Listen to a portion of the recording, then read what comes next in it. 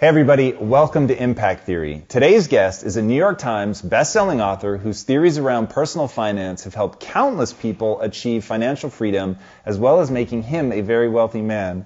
He's the founder of growthlab.com and iwillteachyoutoberich.com, and he has more than 20,000 documented success stories so far.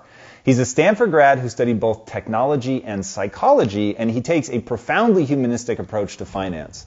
His views are often counterintuitive, but they cut through the typically trite, confusing, and emotionally impossible guidance that permeates the landscape of financial advice.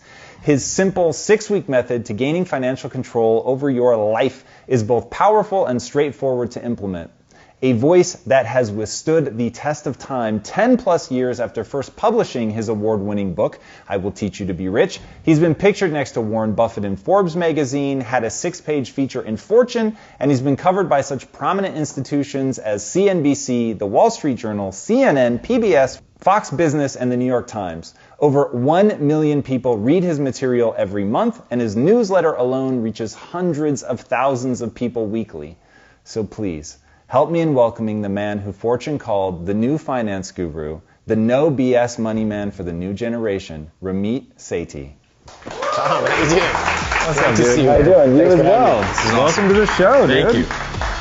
Exciting to have you. Thanks. It's great to be here. Yes, man. We know a lot of the same people, so researching you was a lot of fun. So I gotta hear some old voices and people that have been on the show before. Yeah. And there are a ton of people who give just a lot of credibility to you, the way you think, the way you approach it. Thank you. And where I wanted to start, and this is something I don't have the answer to, so I'm really curious to hear what you say. All right. Right now, the noise around being young today is that the world financially has basically come to an end. Everybody's buried under so much debt. There's no way to get ahead. They're stuck. They're trapped. And I've heard that so many times. In the beginning, I just sort of blew it off, and I'm like, it's a mindset problem. It's so pervasive. Is it a mindset problem, or is it really something deeply problematic that's happening? I think the answer is yes. Yes and yes. I think that there are definitely systemic problems when it comes to things like inequality, when I think it comes to things like student loan debt. Yes, those are problems, and there needs to be a lot of work done on those. And we can simply look at history to see how crazy tax rates are compared to where they've been historically, or how crazy student loan debt is compared to where it was historically. But whenever I hear someone who starts complaining about the large-scale societal problems, I just have one question. I say, do you invest in your 401k? And it's one thing to talk about systemic problems, and we should talk about them and tackle them. But the best thing we can do for ourselves is to focus on what we can control. And that's what I believe. That's why I'm here. Some people work on systemic problems. I'm here to help people one-on-one with their money and their psychology. Yeah, that to me is a very interesting and powerful approach. I come at it the same way. I was giving a talk at Google, and there was an African-American gentleman in the front row, and basically the question was like, is it harder for me? And my answer was, yes, that seems pretty apparent, but now what? So you can go try to tackle that systemic problem, and I'm super glad that there are people who are wired for that. Yeah. But for me, I'm always like, what can I do right now today? Because when you're dealing with huge systemic problems, you're doing something amazingly altruistic for the next generation, but the odds of you being able to reap the benefits of that are pretty slim. Yeah, I agree. And I think that when you can start to take control and make one step after another, for example, for people who are in debt, it's so interesting. When people write me about how to get out of debt, over 90% of them don't know how much they owe. So if you don't know how much you owe, I understand that. Why would you want to open up the emails and the bills? You don't know what's inside, but you know it's bad.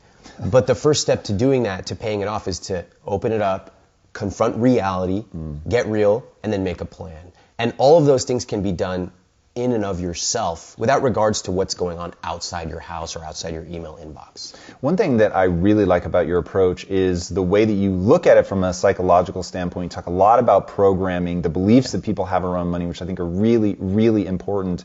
And as the person who I believe it is my mission in life is to help people construct a frame of reference that sets them up to what I'll call, it's an empowering mindset. It sets them up to be able to actually execute on their dreams. Yeah. What is the frame of reference, the mindset, the intentional programming that you think especially young people who are struggling right now should have?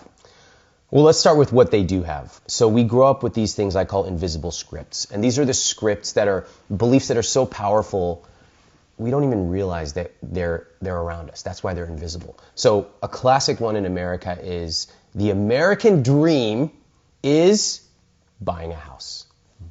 Where did that come from? And in fact, there's all these phrases that people use like, you're throwing money away on rent. They don't make more land, and on and on and on. If you really deconstruct that and you actually run the numbers, you might discover that actually buying a house is often not the best investment. And this is super counterintuitive. People get really mad because real estate is religion in America.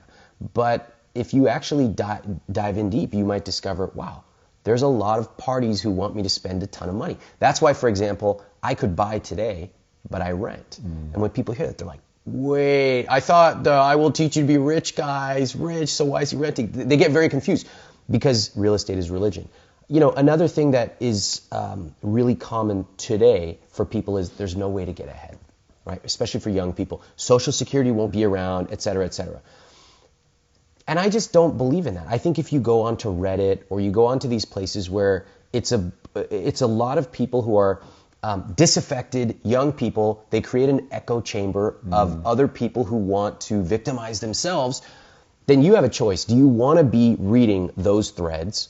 Or, like I was reading the comments on your YouTube videos. I was like, these are the best YouTube comments I've ever seen. People are positive, constructive. They're pointing out things they saw in the 32nd minute of the video, meaning they actually watched the whole thing. Those are the kind of people that I want people to be around. So it's not impossible to make money. There's actually a lot of people making money. It's not impossible to get ahead, pay off debt, even invest and grow. There's a lot of people doing it.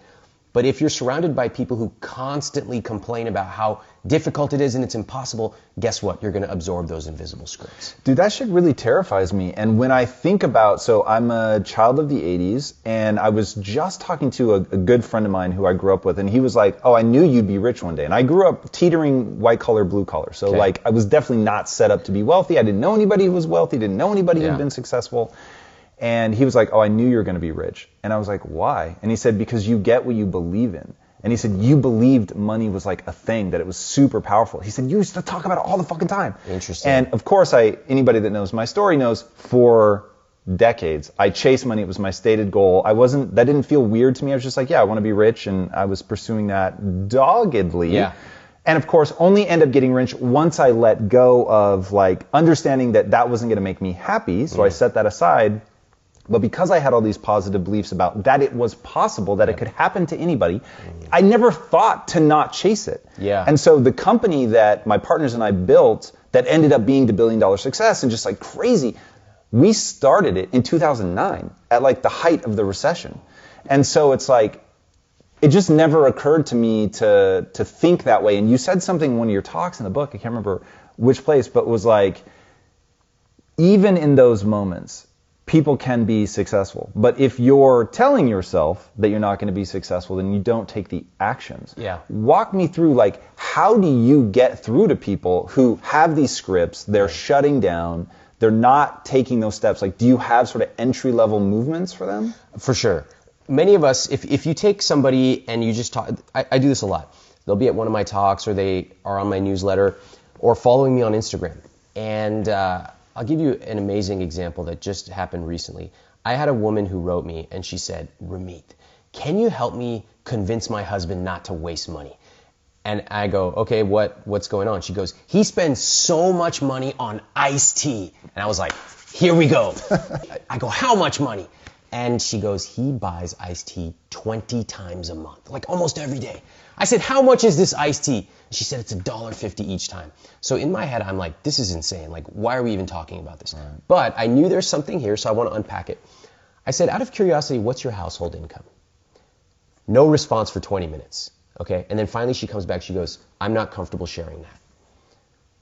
I said, just give me a range. Okay, what do you think her and her husband's household income is? I know the story. I would have guessed otherwise. You would 80,000, 100,000. Like a nice 600,000. And this is a perfect example. Like, rationally and logically, we should literally not be talking about this because it's a rounding error. But there's something going on in her belief system that made her fixate on iced tea. And so for anybody, whether it's iced tea or whether it's, lattes is a classic example. Everybody tells you not to spend money. I'm like, that's the worst advice ever. Buy as many lattes as you want. Or some people, they just love, for example, clothes, right? I like clothes. They love it, but everybody around them has told them things like, that's shallow, that's a waste of money, you should invest in your Roth IRA. And so what do? All of us, we're torn apart because we live in a paradoxical society that is both puritanical, telling us we should retreat into a cave and do nothing, but then we go on Instagram and everyone's in Bora Bora wearing, it's ridiculous. And so what do? We just buy everything and then we feel guilty. It's the worst possible response. So what I do is, first I say, what do you love spending money on? Love. And nobody talks about this. They always say, oh, let me see your budget, you're overspending, and everyone's just like, forget this. Right? I'll never come on here and berate someone for their spending because I've seen it all. When they talk about what they love, then I say, what would it feel like to be able to spend 2 times or 4 times as much on that? And people have never thought like that. Then, once we start from a place of aspiration, of what do we want, let's work through the mechanics of how to get there. Dude, I love that so much. And in your book, you talk about like starting with what you want instead of what you don't want. Yes. You also talk about like what's that money dial, what's the thing like for you that you really get amped up about. And I was like, the funny thing is, so I'm doing this research. You have to imagine this. I'm doing this research in a room that I like don't usually let people go into. Okay. And it's known as the comic room. Okay. And if you go in the comic book room, you will see it's just like stacks of like comics everywhere. Okay. And that's my iced tea. Like if my wife were going to complain about what does Tom spend his money on outside of the business, of course, it's that. Like now, why do you love those comic books? Well, that's a very involved story. But I will say that there's something unique about comic books that give you these really big ideas very rapidly. Okay. Love it. And then let me share this story that just happened a couple days ago here in LA. I was giving a talk and I asked somebody what they love spending on, and she said clothes. She said she loves buying clothes. I said great, and she was so excited. I love just whenever you ask people, their eyes light up. And I asked her what would it look like if you quadrupled your spending, and she said I would have clothes everywhere, like all day long. I'd be ordering online. I'd be sending half of them back. And I said, where do you shop? And she said, Topshop. And I said, okay, so you quadrupled your spending. Where would you shop? She said, Topshop. I just have a lot more. And it was fascinating because when you ask people what they love spending on and what if they could spend more, what would they do? Most people have never thought about it. She had limited herself into the box of Topshop. Now, I don't know. Topshop's perfectly fine. That's fine. But I guarantee you, if you quadrupled or 10x'd your spending on the thing you love, your money dial, you might shop at a different brand. You might even fly to the factory that makes them and get a behind-the-scenes tour, as I did when we went on our honeymoon. So why I'm sharing this is that so many of us operate in a linear way. Oh, if I have this thing I like coffee, I might get 2 coffees a day. But what if you actually truly love it? You might go to the coffee factory and bring your family with you. So there's this whole idea of what you can do with a rich life, and it doesn't just mean more stuff. It could be experiences. It could be security, like buying a house in a place that keeps you safe, or staying at a hotel where you're around things that are comfortable for you. There's so many different ways to look at a rich life. And most people, I want to challenge them to really think what it would feel like to spend more on the thing they love. Of course, if they cut costs mercilessly on the things they don't. Yeah, really fast define a rich life for people, because I think that's going to be a key component to this whole discussion. Well, it's different for everyone. My rich life early on was to be able to go to a restaurant and order appetizers. Because I never did it when I was a kid. Get it. Like, ever. We would go and we'd eat out once every 4 to 6 weeks if we had a coupon. And we would like share 2 Cokes with the whole family. And we would never order appetizers. So I was like, I'm going to do it. And then the next dream for me was to be able to hop in a taxi if I lived in New York during the summer without having to take the train and sweat before a meeting. Now my dreams got bigger. And there's a variety of things that are my rich life, but everybody's is different. So some people, I have people in my book, they're like, I use your book, my wife and I retired at 35 and 36, we drive around in an RV. I don't want to drive around in an RV. But he and his wife do, and I love that. So a rich life is what you define. And when I ask people what's a rich life to you, they usually say 2 things.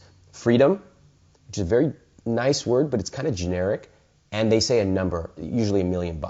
And I say, like, freedom, what is that to you? And they're like, I want to do whatever I want when I want. And I'm like, Get specific. Do you want to order appetizers? Do you want to do yoga at 3 p.m.? And that's where the conversation stops. So if you're watching, I want everyone to think, what is your rich life? And take it from the clouds to the street. I want to buy 3 different Lululemon tank tops a month because I don't ever want to have to wear an old one. Whatever. Go as crazy as you want. I want to travel for a month and I want to bring my family with me. Great. A rich life is different for everyone, but is about your definition. Yeah, it's interesting. And be careful what you aim for. So we just did a piece of content not too long ago, and I was standing out in the backyard, and the guy that does my Instagram was like, hey, talk to people about like what you used to do when you were broke to like stay motivated. And I was like, well, we used to drive around these really rich neighborhoods, Beverly Hills, Bel Air, all of that. And I said, ironically, I'm recording this, telling you this from one of the houses that we used to drive by, and be careful what you aim for because you really might get it. And it's like that whole Topshop example that you were talking about where the person had put themselves in that box, they had a lack of thought about anything beyond it. And Totally. It's that lack of thought that can work for you or against you. And what I mean by that is, I didn't even think about, an economic downturn means that I can't do well. I was just sort of oblivious to that in 2009 when we were starting Quest. And so I just marched ahead assuming that it could happen. Or you are thinking about it and you paint a very clear vision, and so you're constantly asking yourself, I'm not going to get there where I'm at now. Yeah. So how do I cross this chasm? How do people cross that chasm? Like, I know right now the one thing that people are thinking is, fuck, these guys are just like off in the clouds. It's 2 rich guys having a rich guy conversation. It's not real. But dude, inside I'm thinking, motherfucker, I used to be so poor that I couldn't pay my bills. Yeah. I used to sleep on an air mattress with a fucking leak in it, dude. And so I would blow it up, sit on the floor every night, sometimes like 3 a.m. I'm so fucking exhausted. And usually I would only do it halfway, so I was fucking tired. I put clothes under my air mattress. Yeah. By the way, also sleeping halfway in a closet because I had a roommate. Wow. And so I couldn't even like have my air mattress in the normal part of the room. I emptied my closet. I fucking slid my bed half in. So when it deflated, you know, the rack, that, like the door slides across, I would wake up with that shit on my back. I'm like, that's where I fucking started. This was not like somebody handed me money. But in that place, I had this obsessive belief that I could make it come true. Yeah. That I could make it come true. And where did that come from? Honestly, 80s movies. John Hughes. John Hughes convinced really? me accidentally that I could be rich. He just like, everybody had a nice house in Chicago. And so I was like, well, that's not what I have and I really want that. Yeah. But I never had darkness around it. I was just like, fuck, that's what I want. Let's do it. And when you say darkness, those are those beliefs that you hear people talking about sometimes, right? Like, you have to step on someone to make money. If you hear that enough, or like, we don't talk about money in this family, if you hear that enough, you start to associate making money with being bad. And when winning is actually losing, most people just choose not to play the game at all. So you had an aspiration, it sounds like. Funny enough, you got it from movies, but it almost seems like you went for it maniacally, and then once you got it, that's probably where chapter 2 happened, where it's like, wait a minute, do I actually want some of this stuff that I got? Like, that happened to me. I'm curious, is that what chapter 2 was for you? A little bit different, okay. But I think people watching know my story well enough. I want to hear your story. So mine was, I had some similarities with you. Growing up, middle class, we didn't have inheritance, summer houses, none of that stuff. And my mom stayed home with kids, my dad went to work. My parents told me if you want to go to college, which of course you do because you're Indian, you got to find some scholarships. And I love building systems. I think people who are kind of lazy, they like to do the minimum amount of work, but I like maximum results. So I've built this system of applying to scholarships, and I started getting them. And for some reason, they wrote some of those checks to me. So 1999, 2000, took that money. I was like, I'm smart. I'm going to invest it in the stock market. And then I lost half the money right away. I was like, oh man, not that smart. So I started learning about money, and that was a really valuable lesson to me because no matter what, you will get the shit kicked out of you at some point in life. And you can take 2 routes. You can be like, oh, that sucks, I'm never going to do that again. Or you can be like, oh, that does suck. What did I learn from that? How can I improve? And I see this a lot with entrepreneurs I know who are starting to hire. They're like, oh, how do I hire like the project manager or whatever? I'm like, your first 5 hires are going to be horrible. Just acknowledge it. It's going to suck. but you got to keep going because you'll get better each time, and on your 6th you'll be great. And it could be the same for, how do I find, it could anything that you're looking for. How do I find the right recipe to start cooking? Well, your first 20 times you make eggs, you're going to suck. You don't just give up, you keep going until 21. So I started doing this with money, and I started learning about money and psychology. And I think that most of what you see with money is just this mathematical, logical stuff. And it sounds good, and everyone's like, oh yeah, compound interest. But then they go back to their day-to-day life, which is like, I want that sweater. I know I should be doing this. How come I'm not doing that? I feel bad. Close the book. Forget it. And I want to take a really different approach. A perfect example is if you look at any money book. Anybody watching, go look at any money book. Look at chapter 1. You know what they tell you to do in chapter 1 of any book? Fine. Let's find out how much you spent last month. And people are like, no thanks, see you later. They don't know how much they spent, but they know it was bad. Right. And so if you actually understand human psychology, you know that my goal is not to make you feel bad. My goal is actually to show you how money can be positive, how you can live a rich life, whatever you want. So in chapter 1 of my book, I said, look, we all use credit cards, we all suck at using credit cards, and we all hate credit cards. Let me show you how to beat them. Read these words off the page, this battle-tested script, and you'll get your fees refunded, and you'll get all these perks you don't even know about. People they're like, I don't know, this Indian guy's kind of weird, I'll try it. They pick up the phone, even millennials who are afraid of using the phone, they picked up the phone, they did it, and they're like, oh shit. You're talking they call the bank. They called the bank. Negotiate this stuff. Yes. And like that, they get a $35 fee refunded, or they get some perk they never even knew existed, and suddenly, psychologically, they go, oh my God, I can take control of my money. It's not all these huge concepts of retirement and inheritance and all this stuff. No, I called, I got money back, now I can do it. So it's so important to be really incorporating your own psychology when you think about money. And part of that is, what do I want? Where did I get these beliefs from? Whether it's a movie or a family friend, and then what can I do today to start moving along and developing my rich life? Yeah, that to me is super interesting.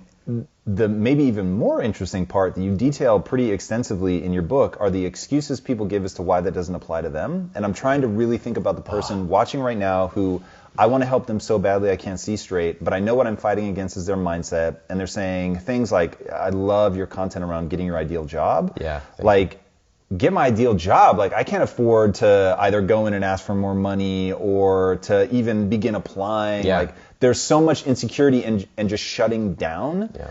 What is your advice around getting that ideal job? First of all, stop being a special snowflake. All these people who write me, they're like, oh, Ramit, great to see these literally thousands of testimonials of people, but I'm left-handed and I'm an albino and I live south of the equator. Will it work for me? Like, no, it won't work for you if your first reason is all the 10 reasons it won't. If you believe that it won't work for you, then congratulations, you are correct. A better approach, what I see from the best people who use my material, is they say, you know what? It worked for those other people. I can make it work for me. Simple as that. So let's talk about the job stuff, because I talk about jobs. It's a little unusual. I think that it's become very popular online to say, like, screw jobs and, like, be an entrepreneur. And I think entrepreneurship is great, but I also think most people have a job and you can create amazing value by working with a team. And I have employees and they do an incredible job. So, and I've had jobs. So I think that when it comes to a job, there is a totally counterintuitive way to approach it. I routinely show people how to negotiate $10,000, $25,000 raises all the time. And you're like, that's crazy, there's no way, et cetera, excuse. Here's the different approach. The first way that most people think is like, if I'm going to negotiate for a raise, which, like, oh, they might just, like, fire me, that's problem number one. That's the wrong way to look at it. If you go in and ask for a raise, you're not devaluing yourself, you're actually increasing your value. Because what type of person would go in and ask for a raise? A top performer. So the second thing is they believe that they have to kick down the door of their boss and say, like, give me money. Well, if you do that, of course they're going to kick you out. That's a very impolite way to do it. A third way is much more effective. So I'll just give you, like, the quick lay of the land. If you want to get a raise, for anybody watching, this is how you do it. You send an email to your boss. You say, you know what? I would love to meet with you, and I would love to discuss what it takes to be an absolute top performer in this role, to make your life easier. Could we set up some time in the next week or two? Of course, 100% of bosses are going to say, yes, I'd love to see you. So you go in there and you say, hey, boss, really appreciate you taking the time. I've enjoyed my role. I just want to tell you that I don't want to just do a fine job. I want to be a top performer here. And I would love to know exactly what it takes for me to be a top performer. Okay, so let me just pause right here. If I'm the employee and you're the boss, how do you feel right now with me walking in and asking this? So fucking good. Like, this is the greatest advice of all time. Okay, because we're creating value, right? And I'm not coming in saying, like, give me money. I'm like, please advise me. You're the boss. I want to learn from you. So the boss is going to say, they're going to give you some generic answer because they weren't prepared for this. Oh, you need to show up and blah, blah, blah, blah, blah, whatever. You say, I really appreciate that. I'd love to get really specific. In fact, I did a little bit of research before I came in. Here are 3 things I think would make. Look at that. Look at the face. Because bosses don't hear this. Most of their employees just show up, do what's expected, and then they're like, how come I'm not getting a $10,000 raise like Ramit said? Because you don't deserve $10,000 unless you go above and beyond. So, hey boss, I know that I'm currently working on this sales project and we're slated to have a 3% improvement. I really think we can do 6. Would that be part of top performing role here? Yes. What about this? Da da da. So you have a little discussion and you say, okay, am I reading this right? These 3 things would help me really outperform at this role. Yes. Okay, I'll tell you what. I'd like to get to work on this. I'm going to commit to sending you an update every week or every 2 weeks. And at the end of 6 months, I'd like to come back and show you what I accomplished. If I do it, I'd like to discuss a salary adjustment at that time. But let's not even worry about that right now. Let's have me focus on this. What do you say? Fuck yeah. Yeah. Okay, right? 1,000%. So this is the first conversation. Now I go back to my desk. I send a written record. Every Friday, I'm sending an update. Here's where we are, blah, blah, blah. Now the time comes 6 months from now. And by the way, this is true for negotiating a raise. It's true for dating and relationships. It's true for entrepreneurship. All the work is done before you ever set foot in the room. Ironically, everyone fixates on going in the room. What are the fancy words? It's like, yeah, I'll show you the words, but all the work is done before. That's what every successful person knows. So I send another email now, and I say, you know what? As you know, I've been updating you every week for the last 4.5 months. I have some fantastic results. We hit this, we hit that. I'd love to come in and present the whole thing to you. Can we set up some time? Yes. So now I go in. By the way, I've done my homework, and I've done it in a couple of ways that nobody else does. Number one, I've researched my compensation. So let's say I'm being paid $50K, but I researched my salary on salary.com pay scale, and I discovered, my range should actually be 56 to 62. Okay, good, I'm writing that down. Second, I have a couple of my coworkers, and I go to them and I say, hey, we've worked together on this project. I would really appreciate it if you would send an email to the boss and just say, you know what? Ramit's been doing an incredible job. He really helped drive this process through and get us that 6.2% conversion increase. So now I walk in. You've got those emails. You're like, this is the greatest employee on earth. I walk in. I say, you know what? I'm so proud. We accomplished this. We accomplished that. We discussed this 6 months ago. I wanted to be a top performer. Here you go. You theatrically pull out your results out of your briefcase. It matters to be theatric, right? And then, how's the boss feeling right now? Amazing. Amazing. Everybody's happy. You're winning. You're doing your boss's job for them. They're happy. And then you say, there's one last thing. I know we discussed having a discussion about a compensation adjustment. I'd like to talk about that right now. Now you get to have the conversation. You've got all your data. You've already made the boss a ton of money. And all the words you can use are right there in the book and on my courses. That's how you negotiate your salary. So when people say like, oh, there's no way I can negotiate. Yeah, there's no way if you just walk in and say, give me money. But if you actually become a top performer, then it makes perfect sense that you would get top performer compensation. Mic drop, man. Dude, that's one of those things. I really hope people listen to that. And this is the conversation that I'm trying to have with my audience all the time is like, you actually have to be that top performer. You actually have to walk in, know what good is, know what excellent is, and then actually go fucking deliver. Yeah. And if your attitude is, why am I not being paid more, and you're pissed about it, first of all, that attitude comes across. Nobody wants to be around that attitude. Yeah. Second, if you lay it out and get them to agree, and then you execute against it, you know something about them if they balk at paying at that point. Yes. If you actually did it, yes, and they're not willing to compensate, you bounce. And here's what I always tell people. You've just put yourself in the most powerful position ever because you can deliver results. Once you're good enough to actually deliver results, you can go wherever the fuck you want. Man, I'm so glad. That's one of the reasons I wanted to talk to you, because it is so rare to hear people actually telling the truth. And I think people actually desperately crave the truth. They desperately crave it about top performers, about being successful, fitness. Like, there's so much bullshit out there. And I'll give you an example from my own. Just recently, I did an Instagram story on what I eat. And I've gotten into fitness, and I showed the exact macros and calories and this and that. And people were just like, what? And like, because no one shows exact numbers. And when I see someone who's successful, I don't just want to know some generic platitudes like, oh, try hard, blah. I'm like, show me what you eat, what time, show me where you spend your money, show me why you spend it on that. Why do you fly business class? Why? I want to know. Or why do you not have a TV? Tell me. People desperately crave the truth. And so the fact that you're telling people, no, it's not enough to just like show up and do your job. You need to be fucking good. That's the truth that people need to hear. For sure. Yeah. No question, man. I want to go back to something you said, and it revolves around the idea of, and you've talked about this in finance, that you want to surround yourself with people that are thinking the way that you think. And one thing that you advise people to do, which I think is really smart, and I'm going to immediately start stealing, is, hey, if you can't find the people in your life that you want, go into my comment section. I've literally been attracting these people. Tell them what you're looking for and see who responds. I think it's brilliant. You said something at the beginning of this interview about, you were talking about Reddit, and you said there are certain people that want to victimize themselves. Yeah. And that immediately rings true to me. Oh, yeah. What do you mean? In what way do people victimize themselves? And then how do you surround yourself with a group of people that don't? Well, let's just take somebody watching this video right now. Oh, Ramit, must be nice to talk about getting a $10,000 raise. I can't even make enough money to save $100. And then the next person is going, oh, save $100 a month? I can't even save 50 cents. And it's this regression, not only to the mean, but this downward spiral of competing to see how bad you've got it. And what I've seen now is that there are larger echo chambers, whether it be Twitter, YouTube comments, not yours, but most, Reddit for sure, and this idea that you simply cannot get ahead, so let's just complain. And I have no tolerance for it. I have no tolerance. We all start at different places in life, right? I was born and bred to be a spelling bee champ. I knew I was going to be a champ ever since I was born, and I was. Great. But I did not know, my dad didn't sit around teaching me how to deadlift. Indian dads are not teaching their kids how to deadlift. I had to learn that on my own. So we all start from a different place in life. Some people they have two parents, and they're born in America. You hit the lottery already. Some people did not. Some people went to a college. Some people did not.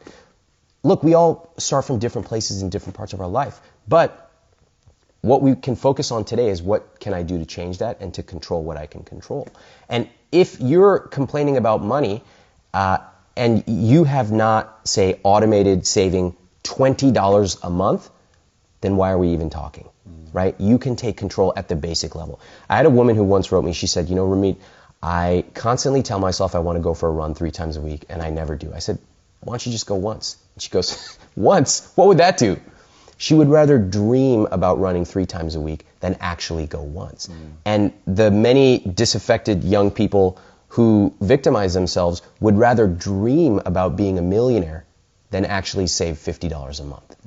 And I would challenge people, when you get that ball rolling of saving even 20 or 50 bucks a month, it really changes your view of controlling your own life. Because after 2 or 3 or 4 months, you start to say like, oh my God, that's adding up. Oh my God, now I actually added some investments into there, even a small amount. Oh my God, that's actually growing. Wow, I can do this. That's the whole power of using psychology against yourself. I love that, against yourself, but in a super powerful way, aimed at what you want. I know that clarity is a big thing for you. Make sure you know what you want, what you're building towards. I think that's really important. I also think rules, which you talk about, are important. Yeah. What kind of rules should people have specifically around money? Okay, I love meeting smart people who have thought about any part of life, like parenting, because I'm like, hey, I might not agree with your rules, but you clearly thought about it.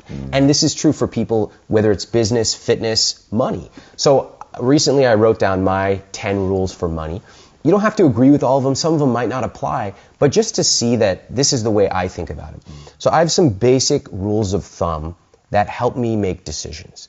And one rule is I want to save 20 to 30% consistently. right? If I'm doing that, then whether I'm spending $3 or $5 on a coffee or cheesecake or whatever is irrelevant because I'm hitting my goals.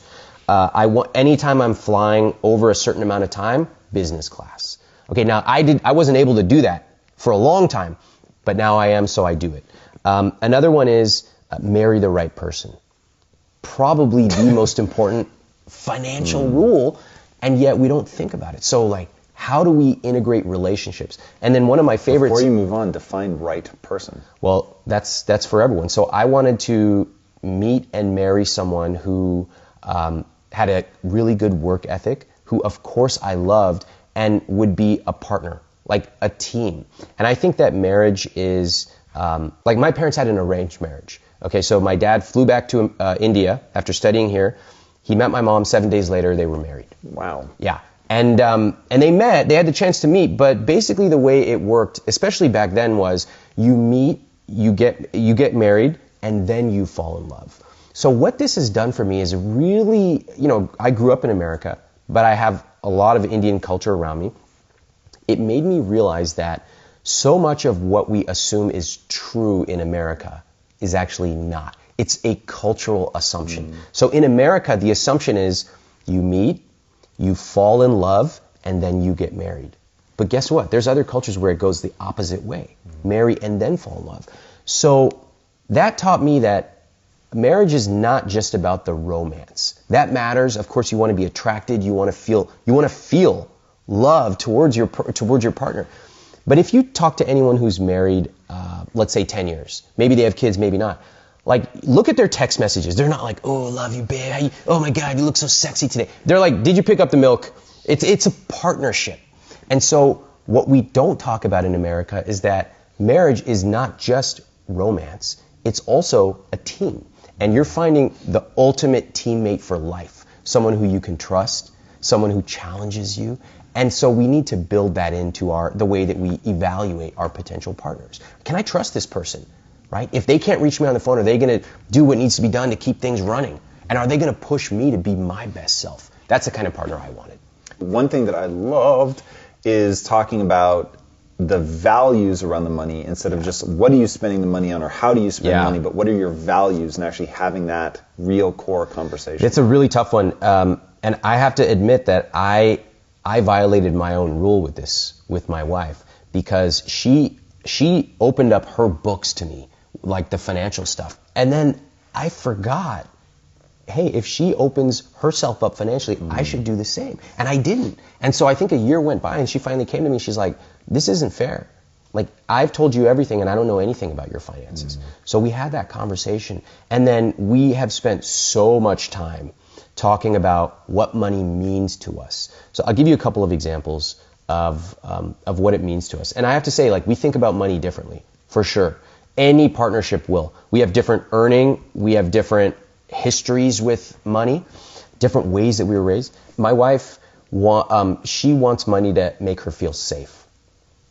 The word safe to me is like saying, like, I want money to make me feel applesauce. Like, I don't even connect the two. Like, I feel safe at a baseline. And I know that if everything went away, I could make money again.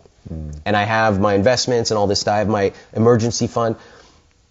But what I needed to do in married life was to realize, like, my way is not the only way of looking at money. And in fact, talking to my wife, I've learned that there are totally different ways that are equally valid. But I had to kind of open my mind up to that because I was like, oh, I know money and I know all this psychology stuff. No, I had to start from ground zero. The things we do agree on are, we made a list of our core values when we were planning our wedding. And at the top was, we want to make our friends and family feel warm and welcome. And our families come from like middle class backgrounds, and we wanted them to feel like, never feel put off. So, for us, the simplest things were the most meaningful. We found beautiful photos that we'd all taken together, and we left it in their room with a handwritten note. Nice. And like, that's what they remember. We brought our parents on our honeymoon for part of it. And we just said, like, show up at the airport and we will take care of the rest. And to create those memories of like being in Italy and doing a cooking class together, like, that is like that's the kind of stuff that, to me, when I think about a rich life, that's what I think about. So finding a partner who was aligned on that was just like, oh my God, like it just feels like it just fits. Yeah, that kind of thing is really, really important. Yeah. And initiating those conversations, I know that you have some pretty cool tactics around. I know you guys schedule time to discuss. Yeah, every week. Touch base. Walk us through that. That's unique and I think super powerful. I think for anyone who's at work, if you are like really good at your job or maybe you're managing people, you know what it takes to drive a number. You need to put time on the calendar. You need to have one-on-ones. You need to like manage a metric. And so we kind of intuitively do that, and then we go home and we're like, all right, like I'm just gonna sit back and like turn on Netflix and we'll eat dinner. And I have to say, my wife was the one who suggested that we do these touch bases. And we get together, we have a calendar, like a 1 hour block, and we put stuff on the agenda. And it sounds like, people are watching this, they're like, this guy's a serial killer. Like, but remember, your rich life is whatever you create. If you don't need to do it once a week, do it once every 2 weeks. But I think what we've discovered is creating the space for us to have these conversations about what's going well, what can we improve, what do we want to do for the next 3 months, those kind of conversations is awesome. And on a very tactical level, we started off with a few core questions. Each time we're tweaking the questions to see what's really good. So one question is, what did you appreciate that I did last week? Start there. Start from a place of appreciation. What's something I can do better? And it's kind of opening ourselves up. So those are like little things. And it might be like, I don't like the sound of you biting your nails at home. Or like, can you please load the dishwasher differently? It could be as simple and practical as that. It can also be like, I really like when we go somewhere and you compliment me in front of other people. And like, if the people watching, thinking about it, think about what it means to you to have a space every week, every 2 weeks, every month, where you and your partner get to have these conversations. I would say it doesn't matter if it feels weird. There's so many things that people here feel are weird. Oh, it's weird to have a conversation like this. Well, I think it's weird to go 40 years and fight about iced tea instead of having the conversation. Yeah, aggressively agree with that. You need to know that when someone is saying like, you spend too much on that, it's not about that, it's one level up. It's about your values and how you were raised. And if you don't confront that, you will forever be playing whack-a-mole about a $3 expense when the real questions are like, how do I think about money? So what rules do you have for new couples getting together, mix money, don't mix money, savings account, auto saving, is it start with a conversation? Is it actual write down our rules and our values? Like, imagine two people, they've been dating for 6 months, they decide to move in together. Now what? Yeah. Well, first of all, if you ask people what are your money values, they have no idea. So I don't start with that question because everyone's values are like, yeah, I just like to spend on things I like. It's like, that's not a value. Okay, let's get more specific. For accounts, I believe a joint account and then separate individual accounts. And the individual accounts are like your money, do whatever you want with it, no questions asked. To get prorated contributions. Based on your income, you can contribute proportionally. But I'll say this: once we got married, like my fantasy was to build this just like amazing model that was like his money, her money, our money, just like all this flow and automation. And like Cass was not having it. She was like not interested in. I was like, the model, it's like so cool. And I did this prototypically male thing. I was like, let's talk about like cell C4. Look at how it flows. Sounds amazing. It is amazing. Now it's amazing. But I had to start and say like, how do we think about money? Where should we prioritize? What's important to us? And so that was the conversation that I needed to like slow down. And at work, I have this concept, we use this concept, go slow to go fast. A lot of companies do this. I needed to slow way down. We eventually got to the model, but the model and the math was the last step. Once you get to the math, just like in negotiation, once you get to the dollar figure, that's like the last part. But the 85% of what does money mean to you? How did your mom and dad talk about money? You might discover, many couples, one partner earned all the money, the other did not. And so guess what? If you are the child of that relationship, you might have that belief and you might be resentful that you have to earn money or you don't. So that's a conversation to be had. And the way you can do that is you can say, if we close our eyes and wave a magic wand and we didn't have any debt and it was our rich life 3 years from now, what does that look like? That's a great place to start, from a place of imagination. And now they have a context for why they're even talking about it. So again, rich life is all about starting from what your rich life is. And hey, maybe they can't go there this year. Maybe it's going to take them 2 years to save. But at least they wake up and they have a dream. That's important. Yeah, I think that's wildly important. So talk to me about saving and debt. How should people think about saving first, debt first? Like, what does that look like? So there's a mathematical answer, and then in my belief, there's the psychological answer. And I like psychology because psychology trumps math any day of the week. So if you have debt, let's just say you've got a student loan or maybe a credit card, your interest rates, maybe it's 4, 5, 6, or even 15%. Technically, if it's anything higher than like 8%, you should be paying that off as aggressively as possible. So if you've got credit card debt, you really want to prioritize that. But the psychological side is, I think it's really important to build the habit of where you want to go. So for example, let's just take the fitness example. If you don't have an hour to train every day, maybe you have 15 minutes, I think it's still worth doing it for 15 minutes. Because as your time opens up, it's much easier to go from 15 to 30 than 0 to 15. Yeah. So if you have debt and you want to save, I think that's great. You can do both. What I might do is I might look at my interest rate on my debt, and let's say that you've got $300 a month that you can use.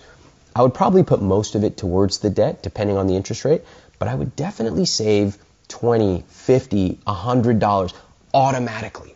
And I want to emphasize one thing for people. When a lot of people think about money, it's like, oh my God, there's all these accounts and 401k and annuity and all this stuff.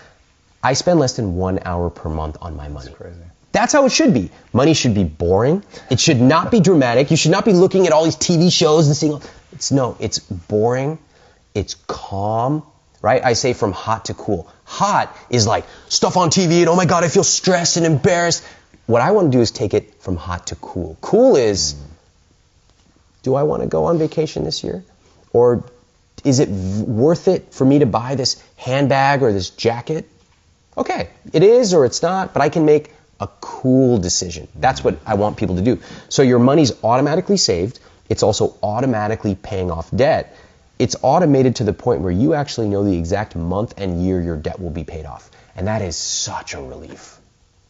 Yeah, the whole FIRE lifestyle and tracking that stuff I find really interesting.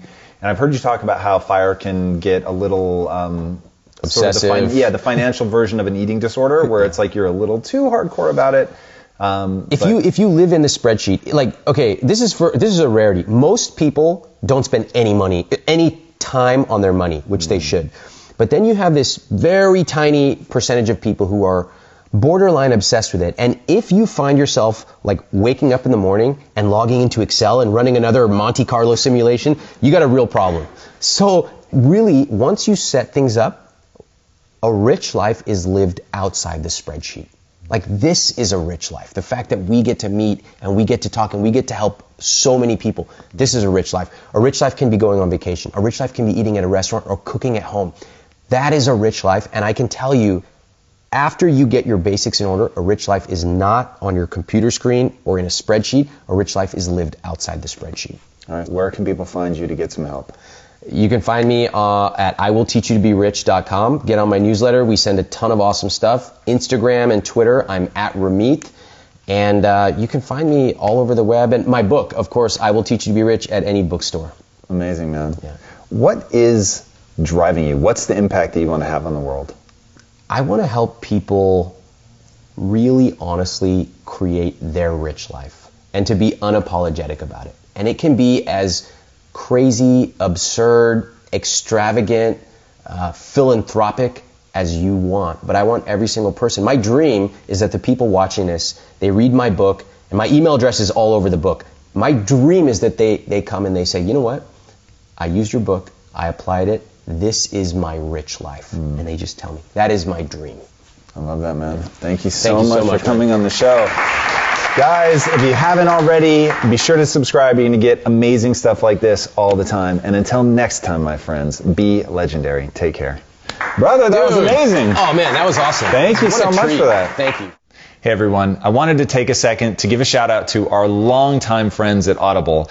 I know you've heard me talk about them 1,000 times before, but that's because I literally live in Audible. It is how I do virtually all of my listening, and that's because with Audible you can get pretty much any audiobook in any genre and listen to it anywhere you are. So whether you're at home, at the gym, on your commute, whatever, Audible is hands down the most convenient way for me to learn, and I think that is true for a lot of people. So start listening with an Audible membership today. And to get started, you're going to get a 30-day free trial. You'll receive your first audiobook for free and 2 free Audible originals. Just go to audible.com/impact theory or text impact theory to 500-500. When you start, I recommend checking out David Goggins' book, Can't Hurt Me. It is one of my recent favorites. In fact, it's one of my all-time favorites. I absolutely love that audiobook, and what he did as a part of the read of that is really extraordinary. It's very different. I highly encourage you to check it out. So if you want to get more reading done this year, I urge you guys to do it with Audible. It's just a phenomenal way to do the reps, get amazing information. So go to audible.com/impact theory today and start your free trial right now. That's audible.com/IMPACTTHEORY. Or you can text Impact Theory to 500-500. Give it a try. All right, guys, enjoy and be legendary.